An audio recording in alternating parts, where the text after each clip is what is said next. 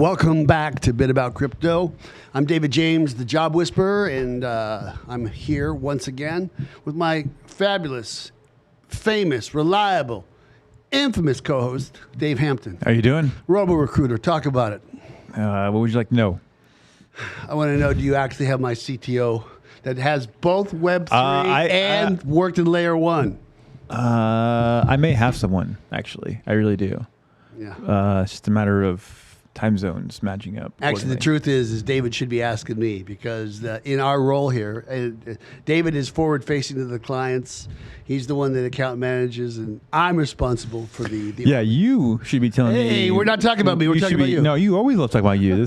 Come on now. not when I'm. Who are you kidding? Not when I'm. Who are you trying to fool? Not when I'm doing poorly in my searches. I don't want to talk about anybody but me. Yeah, then you're all about deflecting from you. I don't deflect from me ever, but about you. So, yeah, speaking of which, I do have a couple of CTO searches. Yeah. The interesting thing will be about location, time zones matching up. Not that people are unwilling to work remotely in their proper time zone, but I think my concern comes up with people running ragged, matching up time zones. You know what? Since you such the big shot, why don't you tell our audience what Blockchain Recruiter does, and relieve me of the burden of having to explain it to our listeners on a weekly basis. Blockchain Recruiter simply, we are known for recruiting in the space of blockchain, including NFT, DeFi, blockchain, crypto, in that space. And what separates us is we aggregate anyone in the world who's related to us being able to help you and you being able to help us, help you, help them. That's right. It's not who you know, it's who we know, right? And we know people quickly when you have needs. And thank you for that. That was almost as eloquent as I would have said it. Well, I don't like saying it the way you say it because it takes up too much time. No, because you want it to be confusing very to people. Succinct. Yeah, the way I said it. I don't appreciate your sarcasm. Let's start there. Anyhow, no, that was good. And yeah, we are blockchain recruiters. And really, David and I, we have the love of empowerment and loving the empowerment of people, and that's through helping them get daily bread, the form of their labor, of their job. And we very much are card-carrying believers of blockchain technology and how it's going to bring freedom and unbreak so many systems that are just so decrepit, just in society, in the world. And so really, if you actually have a blockchain project and you need some people, you contact us. And if you're looking for a gig, right, and you're just saying, I do X, but I don't know how to get into the crypto space. And that's a lot of people right now. Call us, okay? Because if your attitude, right, is of the itching in where you actually know you have to be in the blockchain space, we'll probably find a place for you or at least help you get there. And so about that, so funny thing that you and I have in common, right? That both my parents were educators. My father, yes, taught at Cal State Northridge, and my mom, right, elementary education for all the education, right? I mean, recruiting. Education is like the best non-paying job a person can have because it's so rewarding, right? But just the struggles that people go through as far as education. Yeah, man, it's. I loved being in education, but I did not. Well, I was about to get to you, but obviously you got to you first. Well, I mean, I knew you were going, man. Okay, that's enough on you. Back to me. So no, but in all fairness, so David, when I met, so teachers make the best recruiters. They really do. And I never thought of myself as a teacher until I realized just by osmosis, I am one because I don't have a formal, syllabus that I do for my classes. I just know how to teach. I coached wrestling. Right, that was my first introduction to that, and I made recruiters from scratch. And David was one of those recruiters that I made from scratch. To his credit, he said, "I'll be the best recruiter you ever hired." And I said, "Yeah, sure you will." I did recruiter of the month, recruiter of the year, rookie of the year. He did all that, so I stopped doubting him. But he too, one of the things that inspired me. He coached high school basketball, and you taught high school English in the Bronx or Harlem? In Dallas, I taught, and then I also taught in Hell's Kitchen. Okay, yeah, that's right, Hell's Kitchen, yeah, right. 50th and 10th Avenue. Right, so anyhow, when I think about where we are in crypto and the blockchain space, I'm meeting so many incredible people. It's like, I keep saying this is the dawning of the age of Aquarius. And our next guest is an educator. and he's going to talk about how he has a blockchain ideation to improve the broken education system. And I want to talk about the broken education system, right? We don't have enough time for that. You're right, we don't. I just want to just talk about how it's so different, how it's gotten so worse. And there's a certain hopelessness. And I think that hopelessness has gotten the teachers. Remember, we had Uche Njoku on, and a shout out to Uche. He called me a few weeks ago, and I got to call him back. So I did call him back. Good, just we're missing each other. But I think education. The biggest issue is, the students are treated like products. Yes. And when you start treating students like product, what I mean by that is they start looking at it like data. Yeah, well, they're points of data, and I'm like, that's not. You can't do that. Nothing more has systemated or institutionalized human beings as products as students, as when we now come to a place. I'm not saying everybody does this, where we're actually forging exams to actually get educational passing, so our school can like get the money. USC scandal. No, I'm not talking about that. I'm talking about how teachers literally were teaching kids how to pass. Teaching the test. Teaching the test so they could say, hey, our school academically is advancing. Oh, yeah. Or when we actually, we have to lie. My wife could tell you about how they had quote unquote miracle rounds for their essay grading for their seniors and their graduating seniors. They had the kids clearly hadn't passed the writing portion of it, and she's like, "Oh no, we had miracle rounds." Like, I just got to say this, okay? I graduated high school in the early '80s, '81, and I very, very much wish I'd have been in one of these schools where they just said, "David, we know you're good at hanging out on the lawn, right, and not going to class." Yeah, but your first language was English. These were kids whose first language was not English. Now you ruined it. You know what? I think we're both. There's a difference. You no. Now I don't want to talk about me. I want to talk about. You didn't realize your potential. Yeah, I still don't realize it. Right? That's why I'm with you. Anyhow, hey, you know what? This was fun. But we're passionate about education. We're passionate about blockchain, teaching people about blockchain, teaching people how they can get jobs in blockchain. I'm just so enthusiastic about our new guest, our next guest here. It's Nadav Zeimer. Welcome. Oh, I think you're muted, boss. You're muted. Sorry about that. Now we got to start the show over. Travis, so how do I do the Daves? Wait. Yep. So he's Dave. That's Dave Hampton. Okay. I go by David also, but he refuses to let me go by David. So just so you know. You will be dressed as Dave only. And I know, yeah. But usually to sort out, he's Dave, I'm David, but we are both Davids. Right. And I'm not Dave. Right. Well, thank God. But you want to be. You want to be Nadav. It says it right there. I've got a guy who my whole life has called me not Dave since I was 6 years old. Well, then you're going to get along fine in my office. So Nadav. So welcome to Bit About Crypto. Thank you so much. Such a pleasure. Such a pleasure. And so how many you're in your closet in New York City? A lot of people that we know, we podcast, including Uche Njoku, the principal in Brooklyn. Yeah. He literally actually he interviewed from his closet too, right? Because in Brooklyn, right, or New York City, you're glad. Wait, right. You got a closet, right? You're lucky to have it. Exactly. Yeah. Hey, so welcome to the show. So thank you. Tell us just 30, 60 seconds. Wait, can I just say one thing? 10th Avenue and 50th Street. I right now am a principal at 10th Avenue and 56th Street. So Dave, I just couldn't help but. Yeah. Were you in high school? So we were. Was it the same building? No. It was the building. So you keep walking west on 50th Street past 10th Avenue, and that's on 50th. Oh, I have a friend that works in that building. Okay. Yeah, anyway, so it's the building that got split up. We happen to be in the same spot. It's the building got split up into 4 schools. My school was High School of Hospitality Management. So, yeah. Yeah. So sorry. No, it's no problem. So talk to us about you, and just let's talk about you from your formative years till like your senior year in high school. What was your life like? What did you do? Parents, socioeconomic, sisters, brothers, what? Yeah, so I grew up in Chicago, middle class family. My parents were divorced. Every week I'd switch houses. but they did a really good job. We always could go between houses ourselves. They made sure that it made it really easy. Brother growing up, and then another brother and sister later on. I really have always considered myself grandparents that went through World War II and lived a lot and saw a lot, and I got to spend a lot of time with them, and they really influenced me.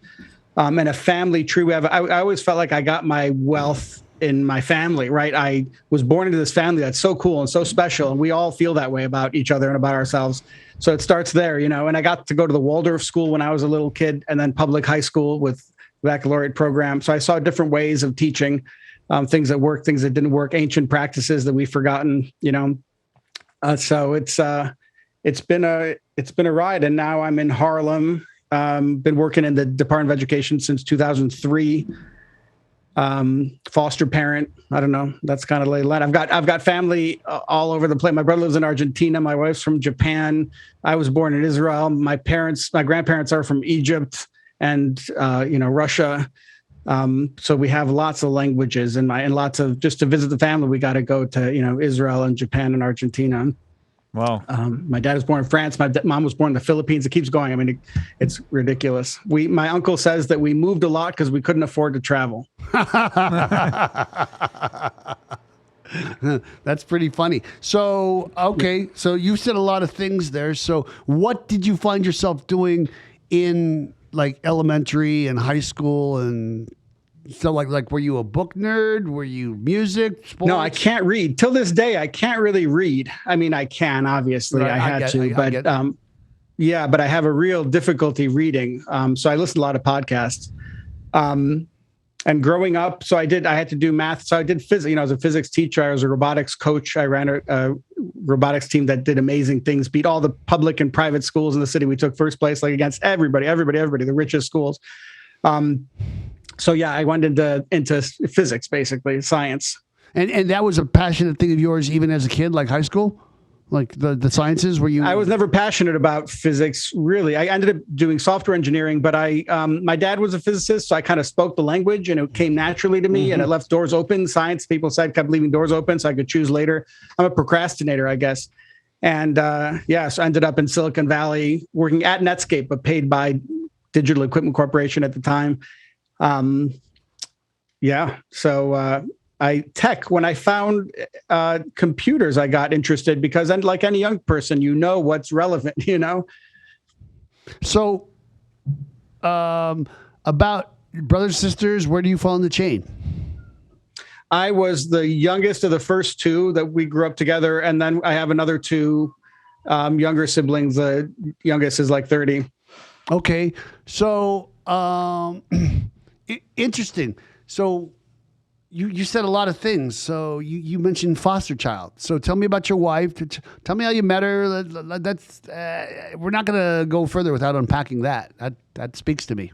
Yeah, she's Japanese. Met her playing volleyball. Her roommates were my high school buddies, friends, right? Girlfriends.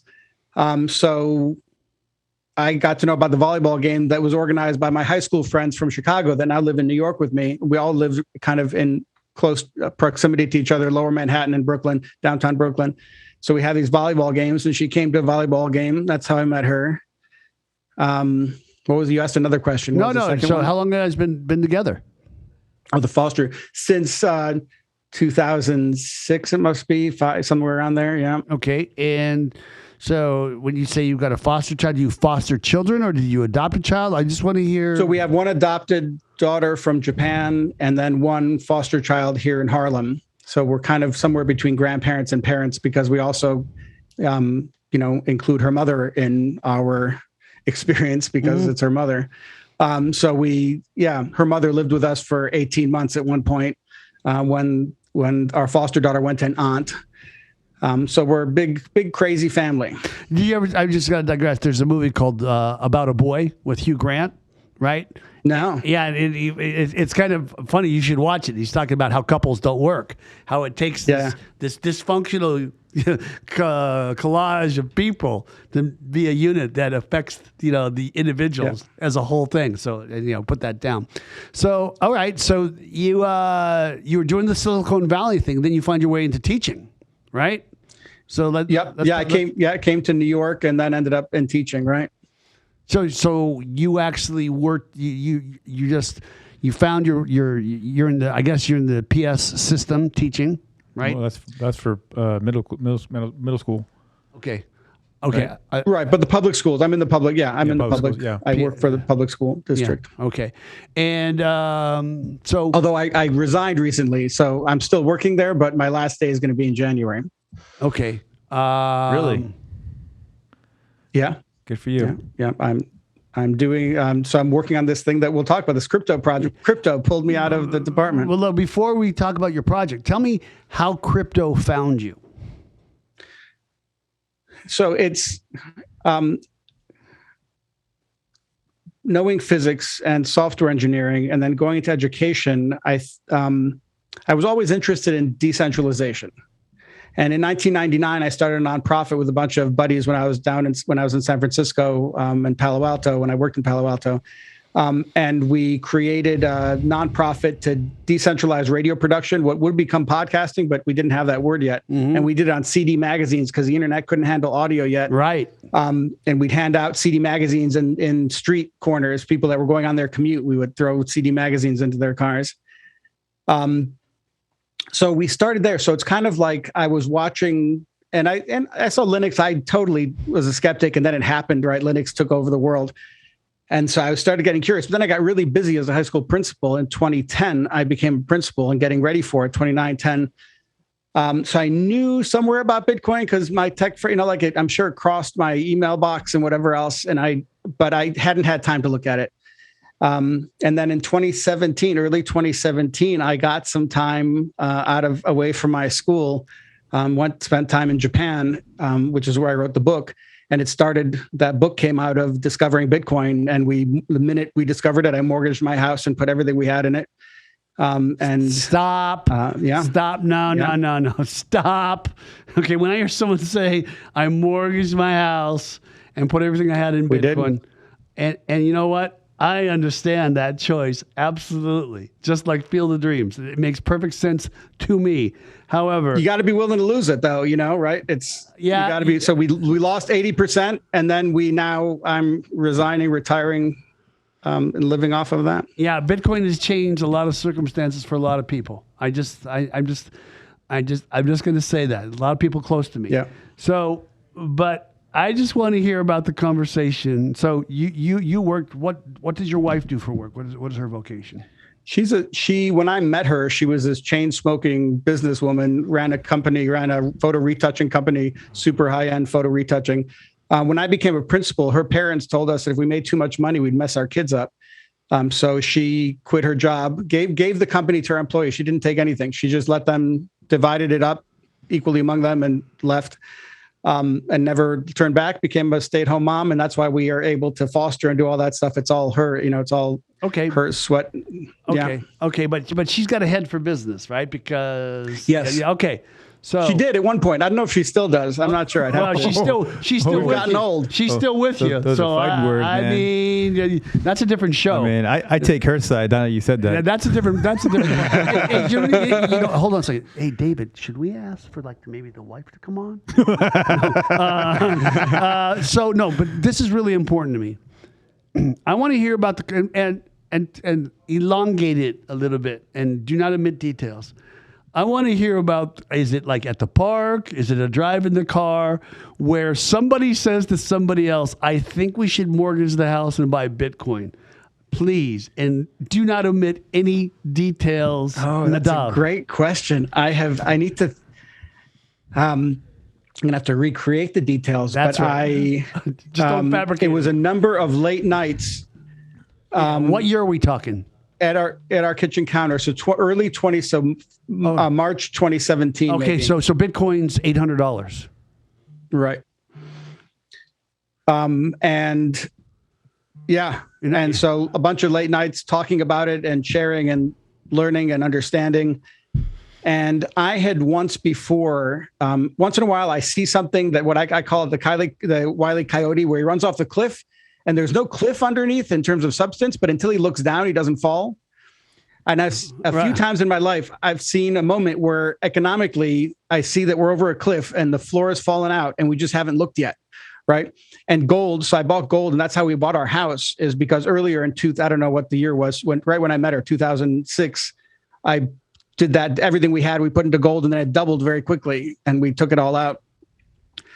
So this was another one of those times I was like, it might be that we lose money for the next 5 years, but within the next 10 years, it's, so can we make it 5 years? But I was sure that within 10 years, that would be a good choice. I had no doubt about it.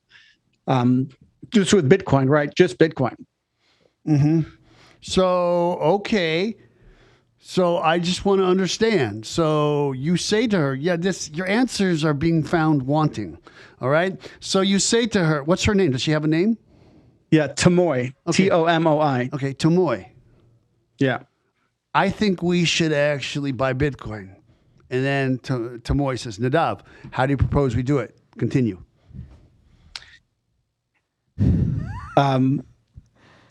Yeah, I know we're going to. Yeah, I think I said I'm going to mortgage the house. I'm going to see how much money we can take out against the house, and put it all into Bitcoin.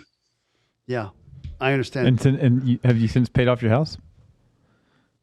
We can. Yeah, we're way easily. Yeah, but that's chump like change me, now. He, like me, understands that debt is good because the money that you have to pay it back later will be worth less. He understands that. Especially with the interest rates we got, it's hard to give that cash back when I can keep it in Bitcoin. That's right. And so I've had some people on the show who've told me that these experiences where they have a lot of Bitcoin, but they feel broke, even though they're multimillionaires, right? Right. And right. Sometimes people just capitulate. And they go, okay, I sold some of it. But selling that gave me the peace of mind and the ability to actually make better choices. Did you find that you now I have things stored in ways that are not easily gettable to, right? So I've had to move it into, it's harder to take your money if it's in a mortgage or if you own property. Like I've had to, now that we got the money, I had to stabilize, and it's a different strategy, right? Right, of course. Yeah, for sure. The thing is, what you got to get is that Bitcoin play was nothing compared to the other shit I asked her to do first. I mean, that's why we're married, because she does crazy shit with me. Taking over the school that I took over was a failing school, and they had published in the paper that it was going to get shut down when I took it over. In 18 months, we were an A school, and they couldn't shut us down. We got the top ratings across all the metrics. I mean, we've done a few times, and she was a critical part of that. I mean, she's the one that kind of invented this media play that I'm doing. She was the one that she implemented first. It was my idea, but she implemented it first. She was, I didn't have other resources. So she was in the school every day with our baby, who we just adopted from Japan. And our house, how we bought our house, it was a short sale, and it seemed like a scam. Like we did a bunch of crazy stuff. My family thought I was nuts, and they thought she was going to leave me. But everything worked out somehow. We got lucky over and over and over. So everything always does work out. But I understand. If you're willing to fail long enough, that's right. Or if you just accept it, just align your will with the divine spirit, everything will. Right when you turn your will over to the care of the divine spirit, and all of a sudden things start crashing. It's like, well, wait a second. You asked for something to happen. So sometimes it's hard to see that that's the exact thing you conjured up. So okay. So you're a crypto believer, as I'm a crypto believer, as David's a crypto believer. Specifically, we're also Bitcoin, strong Bitcoin believers. Let me ask you. Is there such a thing as a believer, though? It's like saying that you're a believer in digital technology. It's like, it's here. Are you believer or not? Yeah. Nothing you're going to do about it. Yeah. Okay. But there. So I've got to. So on the golf course, right? I tell people I got my first Bitcoin at $200. And no, I didn't buy nearly enough. Right, but I got my first Bitcoins at $210, right? And I remember on the golf course them telling me it's a Ponzi scheme, right? And now these guys are like pushing 70, right? And they're telling me that Bitcoin is either a Ponzi scheme or it's too late for them because the price is too high. And so, they are non-believers, but then they might not believe in gravity, but I can assure you there's going to be a way that's going to be proven to them, just like the certainty of Bitcoin would be. But anyhow, that's okay. So 2017, you make this choice, and I know that 2018 was no picnic for you. I know this, right? Because So I tell people this when they say this. I said, in my experience, I watched my Bitcoin go right from $200 right down to $30. Right? Then I watched it go up. My Bitcoin, the Bitcoin I had, I watched it go up to $1,000 down to $300. Then I watched it go from $20,000 to $3,000. That was the toughest, right? Yeah. But then I watched it go to $70,000 to $30,000, and I've never wavered. I've never wavered since 2019 because I know ultimately if you're going to put money in it, you have to not waver before you have to be in for 5 years. Well, it's kind of like that. That's the only strategy that works. Like so dead people do better right there. You just took the words out of my mouth. Right? Yeah. The best accounts of Charles Schwab are dead people. Best accounts because they set them and forget them. I want to make a deposit, right? Yeah. With Bitcoin, that's the only way to do it. Like this trading stuff, I think it's not. So I want to talk about this, and I want to talk about this for my audience, right? There are 5 rings of people in crypto. There are 5 rings of people in stocks and investments, right? And money. The top ring. Ring A, we'll call it, or ring 1. Ring 1 is founders, right? Elon Musk is a founder. Jeff Bezos is a founder, right? Mark Zuckerberg is a founder, right? So is Vitalik Buterin, right? He created Ethereum, right? The founders of these coins, we're just going to assume legitimacy for the sake of this conversation. Founders are the people that will be the overlords that will actually buy and sell Darth Vader. Right, and then the second ring of people are the exchanges, right? Coinbase, Kraken, Charles Schwab, Dean Witter, Payne Weber, right? Visa. Well, yeah, you could call it Visa, but we're talking truly, you're right. That Visa also is an exchange as well. The trading, they just take a piece off the transaction, right? So they don't. And then the third ring of success are the hodlers or the holders, people who buy stocks and forget. This one over here, Dave Hampton, he's got diamond hands. That's his attitude towards stocks or any of this kind of stuff. It's just like I was thinking, hey man, it would be a good time to sell a stock like that. And he just goes, nope. And it's just like he just doesn't waver. And I'm not trying to talk about your portfolio. I'm just talking about your attitude, and it's brave. Well, if you're gonna buy, you gotta be in. Right. So David. But level 3. Hodlers, like set it and forget it. Now, this is where people lose money, okay? It's the people at level 4, right? These are the traders, right? And I'm only going to speak about cryptocurrency for a second, right? But I've watched these exchanges manipulate the situation where the price of Bitcoin went down $6,000 in a few minutes or an hour, right? And so anybody who's actually leveraged, they're immediately eliminated, right? Or if you're going short, whatever. If you're going short, it's the same thing. It'll go up. It's the same kind of thing. These people wake up and they realize they no longer have Bitcoin or cryptocurrency. If you stop to think about it, where has it gone? It has gone from level 4 to level 2. The exchanges, this is their model. Kind of like, I really like the model of the insurance company. They demand premiums and refuse claims. Excellent model if you have no integrity. But anyway, I digress. Level 5 are the people that actually are part of these rug pull scam coins. I mean, we could go all the way down to BitConnect, all the way to SafeMoon, right? Or whatever it is. That's just, I know this is just going to end so badly, right? And go ahead. You're going to say I don't think it's no integrity for the people. I think it's just the incentive structure. I'm talking no integrity for the people that are actually doing the rug pull. Like the people at BitConnect, they had no integrity. But it's just the incentives, right? The incentives set that up. You're going to have people, if it's available to do, right? If you can do it, people are going to do it, right? You don't think the people that set up BitConnect knew that eventually the bomb's going to fall out? The founders of this illicit gain are going to leave with all the money? You don't think that they just happened to set that up, Nadav, when Bitcoin was on its largest rise for all of 2017? I mean, I'm just saying scams are everywhere. Good people are bad people are everywhere. Like we're evenly distributed, right? It's evenly distributed, and it's like so we'll catch that virus if you're susceptible to it. But there's also great, there's decentralized, truly things that are making an effort to decentralize. Like I'm a big fan of the Anchor protocol. Yeah, that's how I'm making my income. Right? Okay, put enough money in there that 20% solid interest coming back. Where can you get 20% interest? Nowhere. Right? Nowhere. No, absolutely. Right? So do you mind talking a little bit more about like where you actually yield farm that? Are you willing to say that? Yeah. Well, no, I think even just the simplest on the, Coinbase. So I'm actually, you're right. I'm doing something a little fancier to get a bigger percentage because I'm providing liquidity in a liquidity pool, right? Using Apollo, but I think the simple and safe way, that's a risk way where I'm losing money right now on that, right? I'm not making money, but I have a 6-month buffer so that one's a 6-month horizon. My Bitcoin's a 5-year horizon, right? Yeah. So but it works to pay the bills, Yeah. Well, my Bitcoin is a 500-year horizon. I think about the Bitcoin that I have as generational wealth. And also, I specifically have my Bitcoin actually on multi-sig, right? Because Unchained Capital Unchained Capital has one, right? I have one, and then all my people that could do my estate, my lawyer, my brother, my uncle, they have a clone of the third one, and it takes 2 of the 3. So if someone comes in with a wrench to hit me on the head, and says, "Give me all your Bitcoin," it's like, well, right. Here's my key, here's my backup phrase. Now go take this wrench and go beat up my brother or my uncle, and you can have it all. Right. I mean, you got to find him. And for me, like Luna, you have to. If you're staking, it's 3 weeks.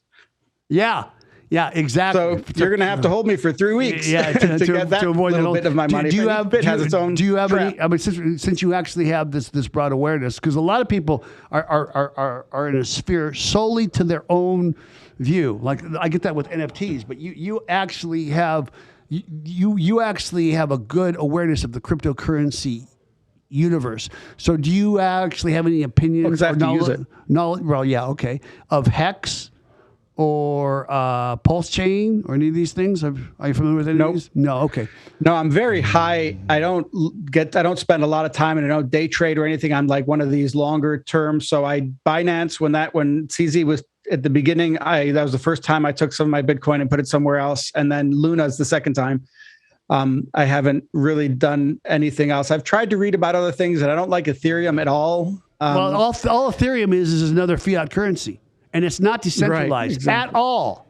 At all. It's not decentralized. So it's just rootstock. I'm very interested in the new what's going to start showing up on Bitcoin. Taproot? Now, right. With Taproot, right? You said root. I go, I think he's going where I am, not where he's going. Yeah. Taproot, right. Makes things more. So let me ask you, okay. So you very much are like me. I had this epiphany is not even the right word. I had this transformation, this metamorphosis from my experience with Bitcoin, right? Because that and I say this, and I'll say this to all the viewers: if when you first look at Bitcoin, you can't see it, but once you see it, you can't look away. That's how I describe it. Yeah. And soon there will be a Terra on Bitcoin sidechain, right? Soon that will exist on Bitcoin. It's going to happen. It's going to happen. You watch. Yeah. There will look forward to it. There will be layers on Bitcoin, and all this other nonsense is going to go away. Sure. But enjoy right now. But I digress, and I don't want to. I try and be a host that's not biased, but when it comes to where I put my time and energy as far as monies, I'm biased, right? Because I have a different strategy than you, perhaps. However, but this is what I want to say. So I had this transformation, and what I did is I literally said, okay, I've seen Bitcoin. I've been looking at crypto. I'm going to actually repurpose myself, and I'm going to recruit in this space. You had the epiphany for Bitcoin, and now you quit your job as the principal, and you've got something else that you want to talk about as it relates to fixing something that really needs to be fixed. I don't want to give it away. So go ahead. Okay. So, my Bitcoin play, I was saying my wife does crazy shit with me. This is much bigger than putting, mortgaging my house and buying Bitcoin. We're trying to do something kind of impossible, but it's simple. It's an app. I have, about 10 developers right now working on it. I look forward to letting people just play with it because it's so much easier to play with something than describe it on a podcast. Yeah. But it's a simple thing. It's just a high school transcript app, right? There's a free version where you can browse media, 10-minute podcast segments or 10-minute videos by high school kids. That's the free version. The paid version is for people that want the metadata, the data behind of who's earning these credits and who the top performers. And like, if you want to start using it to drill down and teacher accountability, school accountability, that's where we get our money. And then there's a crypto piece that the students manage, the students that are able to mint academic capital. This is what we're calling it. That when you can mint a block of academic capital, which we can talk about how to do that, they get these cryptocurrency issuance into their wallets for 25 years every month. So it's a way for us to do our monetary policy to get coins into circulation. We do it into the wallets of young people who have learned to be producers rather than consumers in a digital economy. And we're hoping that by investing in them, we can accelerate the transition from the industrial to the digital with less pain and have a peaceful revolution rather than the deep pain that would happen if it took an extra generation. So, I mean, we can talk about it. So it's, inversion is happening all over the place. We're now just bringing it to education. So Uber has no cars, right? Airbnb, you don't have any houses. You abstract something and you put it on a platform. We're doing the same thing. We have no schools, but we will give out more transcripts. That we're declaring that we will give out more transcripts than any school district in the country. Because blockchain recruiters has no candidates, right? Right. There you go. Right. Okay. I see where you're going with this. Right. Okay. Yeah. So if Bitcoin is a ledger, right? It's just a ledger. That's all it is. That's right. This wallet has this much in it. It's a really simple technology. A high school transcript is a ledger.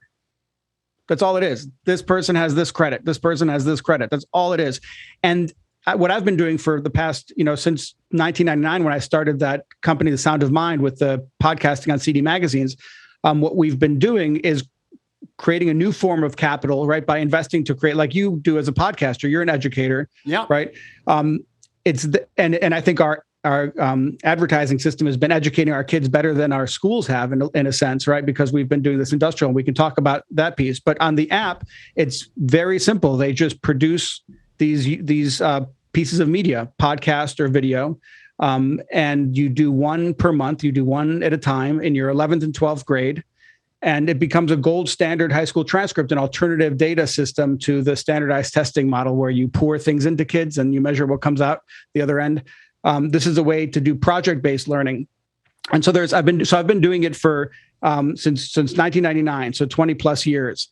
And now suddenly NFTs, that's totally describes my work for the past 20 years, because it's a piece of media, and I've been produced hundreds of youth films and podcasts. It's pieces of youth content, right, that are vetted by the teachers and quality controlled by the teachers. You do, and they're academic in nature. It's not the most popular. It's not these pieces, they're local journalists. You can think of them as going out to local community and covering stories that they research and prepare questions and edit.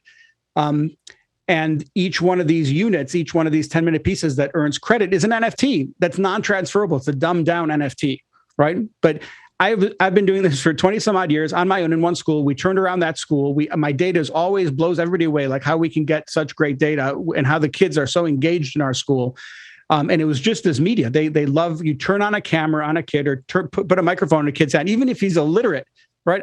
A kid who's illiterate asks good questions and knows how to listen. So you give them a microphone and they're the smartest kid in the room. Yeah, that's right. So, right. And so we're going back to older oral traditions where we would teach as an experience rather than, the way we're trying to dump things into our kids, where kids can go out and study something. And so we have an upside down credit model where you first cram for the test. Yep. Right. And learn the content quickly, cram, flashcards, take a test, see that you learn some content. And then the class starts. And you ask questions, you learn how to ask questions, you take it apart and you decide on a project, on a podcast or a video, and then you go out and do it, right? Those are the three phases. And so that from content to planning to production, and you just cycle through that. And that's how we create credits in 11th and 12th grade. 9th and 10th grade, you probably have to do some work to get ready for that. But by 11th and 12th grade, our young people are out of the building. You don't even need a classroom teacher. It's also, as a principal, a very efficient system because it's like a DAO. Resources on the 9th. It's like a DAO. It is. So the organization is like a DAO that we're building. High school credit, we're all doing this on our own time, and we'll make a lot of money if this succeeds, but we're investing our sweat equity. There's no way to invest in us. You can't give us money. We won't take it. But if you want to mentor a young person to help them build this company, we'll take that. And you'll make money. You have to. So hold on a second. And the way we run it's like a DAO. Hold on a second. I'm going to speak for David. We'll mentor your kids. You could put the money. Money for us is the byproduct. Money for us, like we find good candidates and good clients, right? That we feel good about, we're empowered about. Money's the natural byproduct of that thing. So when you speak to two educators of sorts, so you can count on you got two. We'll do. I'm in. Yeah, So it would be David's going to take my shifts too. So no, but so listen, it would be it would be university students who have internship hours to complete, and we would challenge them to create a podcast segment about high school credit, and they would need your guidance on how to do that. Yeah, no, we're in, but let's just stop for a second. So you said it's easier to play with the app than describe it. So let me just tell you the way I see the app. And I don't know if you know this about me, but in 2011, 2013, if you read my LinkedIn profile, I was the VP of Possibility at the largest custom app developer in the world. Right. We and basically the only difference between now is instead of using, something on the back end that's Web 2 or something like that, we're using Web 3. Yeah. It's all blockchain. Yeah. Right. That's the only difference. The interface on Google, Android, and Apple is exactly the same. But here's the way I hear the app. Right. It's an app, and what happens is you get the freemium version. The free version is you can have some podcasts. You can have 3 minutes, 10 minutes of these various podcasts, so you can just get a little taste, like the way OnlyFans would tease you, and you could have 4 seconds of a blib of a girl or a guy or what. Right. What I want to. I'm old school, so I got to be careful with my pronouns. But yeah, and then the other thing is that I can actually take. I, as the high school user, I can take it and this is my transcript and I can hold that. And it's like the form of an NFT, right? And if I actually wanted to pay more money, right, then I can access data of the entire data set, like which students with these transcripts were in fact, Phi Beta Kappa, got accepted to Juilliard. Am I parenting this narrative correctly, Nadav? Yeah. So there's different user stories, right? So you're looking generally it's a low level infrastructure, like a, protocol layer high school transcript with these units of academic capital. And you've described it very well. It's, you can browse the media catalog. Each credit is kind of a stream of content. So some of the math and science will be like Khan Academy, but by the kids, for the kids.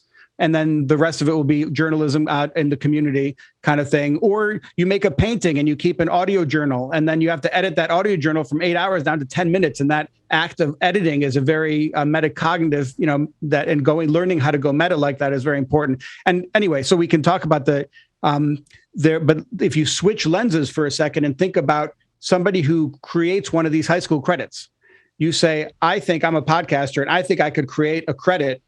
And if your credit goes viral, that term, everybody has to do your credit. Yours is the hip credit to get. You'll have influenced, your thoughts about what's a good type of inquiry will have impacted thousands and thousands of kids. And who would write one of these credits? Well, if you're a podcaster in particular, you could challenge kids. Hey, I want you to tell me about the foster care system. So if you're in foster care, I want you to report from the inside and send me video, send me audio. And not only do you get the audio and video, it's already curated because these three credit experts on the platform decide whether it's worth a credit or not. So you can filter for only the stuff that got a credit. And now you have the top credit. And if you wrote that credit, if you were the author, what we call a credit studio, if you authored that credit, the first 3 months, you have exclusive rights to that content, and you can even monetize it. You can put it with ads and create 6 different podcasts of youth voices. You can do whatever you want for 3 months with that content. Right. So it's, yeah. What's the name of the app? HS.credit. And can I download it? Credit. Can I download it from the App Store on Apple and? It's a progressive web app, so sure, but you can also use it through a browser and it acts like an app, or use it on your desktop on your computer. But we move slowly because we're not taking venture capital and doing it kind of that front loaded, so our time preference stays low, and we're focused on high quality youth content, kind of reproducing what I've been doing for 20 years, and scaling it.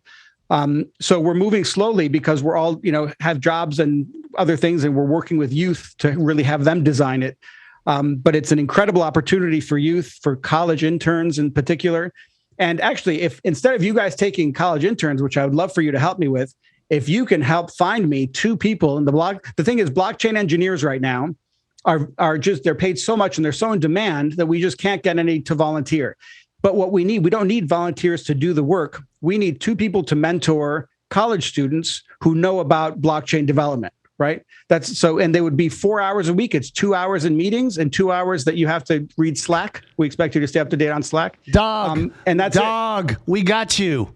Okay. That might be hard for you, but it's not hard for us. All right. What would be hard for me? Would be the best Jewish Christmas present I've ever received. Oy vey. Well, no, that would be hard for me. Would be creating a blockchain app where you actually put transcripts on. Now that would be hard for me, right? Everybody's got their lane.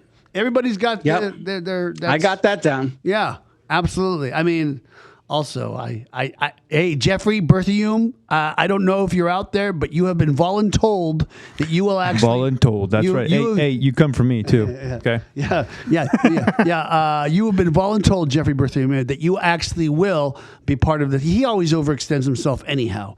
So anyhow, that's so yeah, he'll be listening. By the time this podcast airs, he will already have said, "What did you get me into?"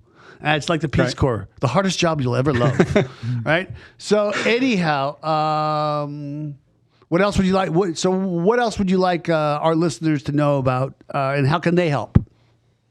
So I think how can they help? College interns right now. If you look at my LinkedIn and Zeimer.